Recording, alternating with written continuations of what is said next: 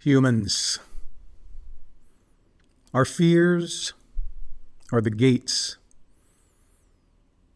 that guard the gardens of our greatest desires. Our fears are the gates outside the gardens of our greatest desire. Starting this YouTube channel was very scary for me. Very scary. Still is.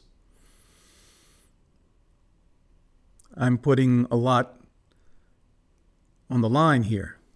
Reputational risk, judgment,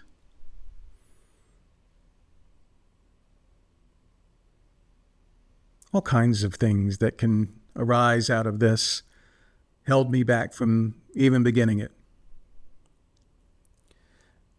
But I have been wanting to do this for so long. Even before YouTube, even as a young man, it's always been in my heart to try to do what little bit I can, if I can, to help Black people. I don't know where that was born other than out of love. I have loved and been loved by Black and brown people all of my life, for as long as I can recall.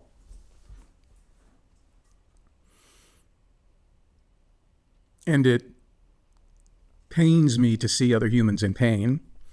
And because of my relationship with the Black community, I am particularly sensitive to their pain and their struggle. To which some of you will reply, then why are you talking all this shit? Why are you talking about all this stuff about Black people? Because that's what people do when they love. If you've ever been in a relationship as a parent, as a partner, personal, business,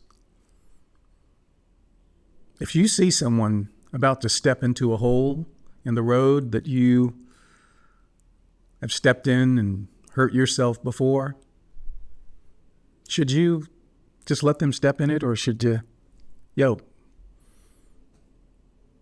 about to step into a hole. I've stepped in it and it hurts. I don't want to see you hurt. What's better? Go on, man. Your world, your life. Break an ankle, you'll heal. Maybe you'll learn on your own. And there's an argument to be made that in the grand scheme of things, that's kind of the general course of nature, right? That whatever will be, will be. And me attempting to, affect the fate of another human being or a race, for God's sake, is a bit of grandiosity. Yeah, I'll admit that. But I'm not here to help the Black race, because I know that is an impossible lift. What I'm here to do is, among many other things, and we will discuss many things beyond race. I have a very broad range of interests beyond race in America. We'll get to those. But I'm not trying to help the Black race because I know it's impossible. I'm trying to help just a handful of humans who will ever see this stuff. The vast majority of people will either think I am foolish, wrong, have malicious intent, am racist, stupid, ugly, foolish, goes with the territory. You put your stuff out there, got to be willing to be judged for it. So, here I am, facing my fears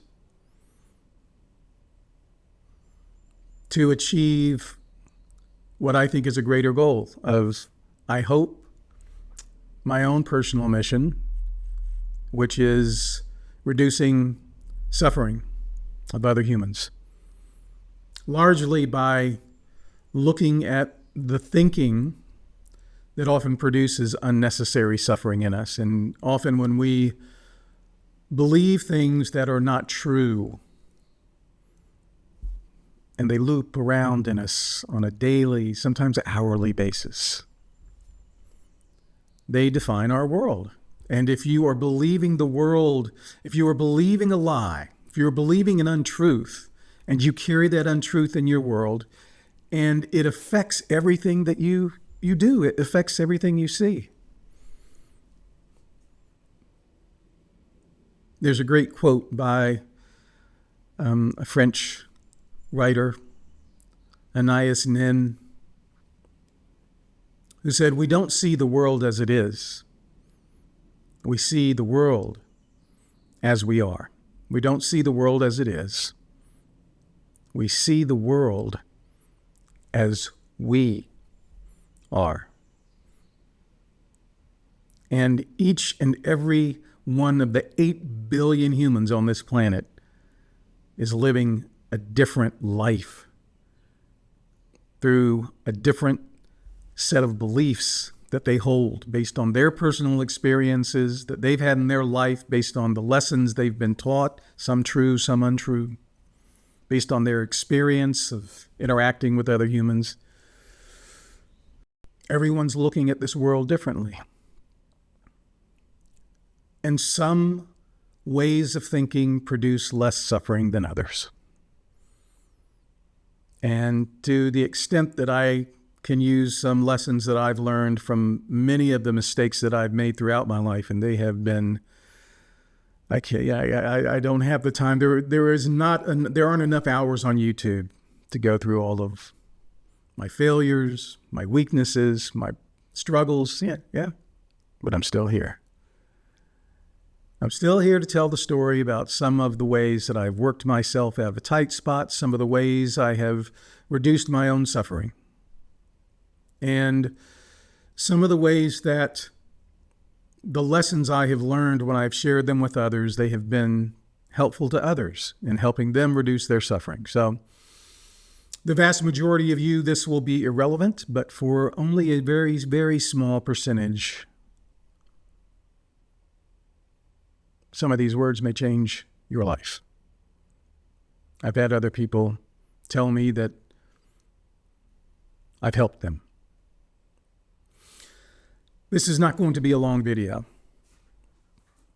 I want to thank each and every one of you. I think we're at about 170 subscribers in a very short time for me, and I'm amazed and grateful that that you folks have subscribed, and to whatever extent you're interested in what I have to say, I appreciate you showing up to hear me.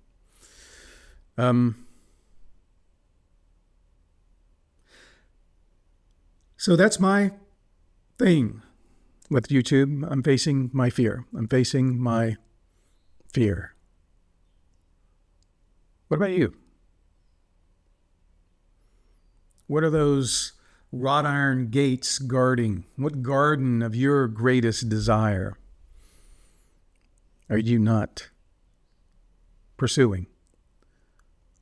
Why aren't you opening those gates? Those fears? Why aren't you facing those fears and moving through them? Why aren't you climbing over the gates, going through the gates, digging a hole under? I don't care how you get past them. I just want you to approach them at first. Would you do one small step in facing your fear today? Would you think about this thing? All of us have something that we've always wanted to do, but we've never done. All of us have something. Now, if you are a 45-year-old who said, I always wanted to be an NBA player, well, I'm afraid it's too late. So I am going to ask that you identify realistic things that, based on your own actual abilities, that are possible. If you really, really worked hard, And if you got the right people to kind of help you out, and you focused on it and were dedicated to it, what is that thing that you think you could really, really make happen? Is it starting a business? Is it losing 65 pounds? I was afraid of that. All that fat was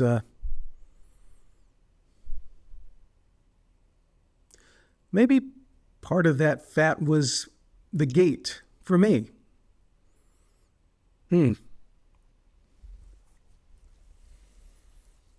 I can't go on camera because I'm too fat. I'm still not skinny, but 65 pounds ago, I didn't want to be judged for being that fat. But staying that fat kept me from doing this thing. Staying that fat kept me from doing lots of things in my life that I would have wanted to do had I not been fat, or could have done. There are physical activities that I would have been really hard to do when you're carrying 65 pounds is a lot of weight to carry, all right?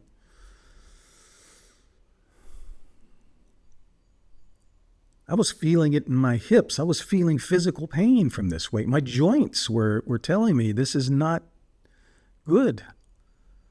And yet I wouldn't face those fears until one day I said, I am. And I did.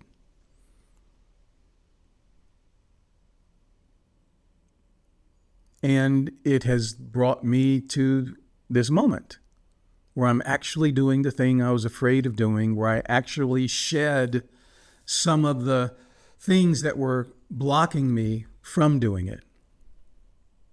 What are you stopping yourself from doing? Can you take a first step today? Can you grab a piece of paper somewhere? I don't care if it's an envelope, a napkin, paper bag, and just write down that thing that you want to do. Only has to be one sentence. Just write it down. You don't have to actually go do it. I don't want to overwhelm. Just write it down. I want to. That's a first step. Actually materializing the words.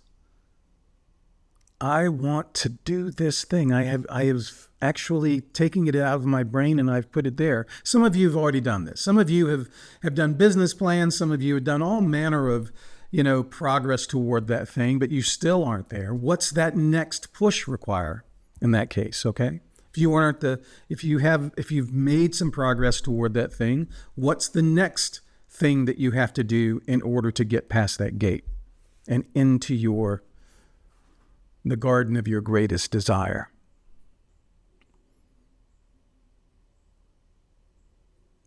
When I started making these videos, I didn't, the first step was pushing the record button and starting to talk to this camera.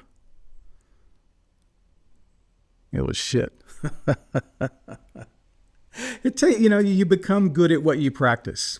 All right. And for good and for bad. You practice bad things, you'll become really, really good at doing those bad things.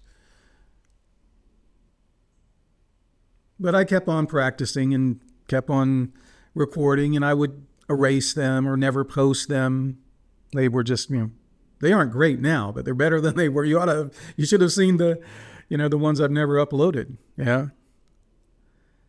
But I kept on facing my fear. I kept on showing up. I kept on doing that thing. And I finally got to a place where I said, well, that's not great, but it's acceptable. And a couple of people liked it. And I was like, all right, let me do another one. I will be much, much, much better a year from now than I am today. And you will be much, much better a year from now than you are today if you will take those little baby steps toward that gate. That fear that is holding you back. There's something liberating about taking action on something that you've always wanted to do.